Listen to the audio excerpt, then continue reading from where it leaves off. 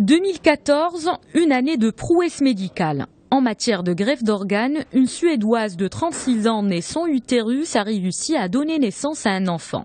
Opérée en 2013, la maman souffrait du syndrome MRKH. Il se caractérise par une absence totale ou partielle de l'utérus malgré la présence d'ovaires normaux.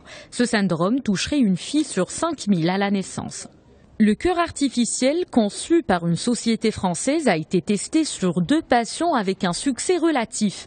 L'un d'entre eux est toujours en vie. La nouvelle prothèse se comporte comme un vrai muscle et non plus comme des pistons chargés d'envoyer le sang dans l'organisme.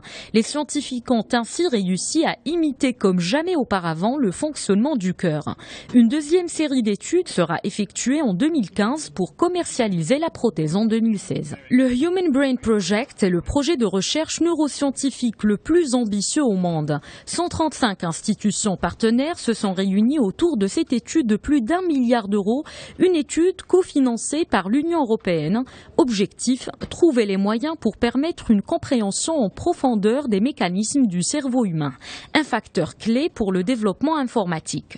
Les scientifiques ont 30 mois pour tester des plateformes de recherche qui seront à la disposition de tous les chercheurs de la planète. Dans le monde des nouvelles thérapies ciblées, plusieurs traitements ont donné des résultats prometteurs contre des cancers avancés du poumon, du sang et de la thyroïde.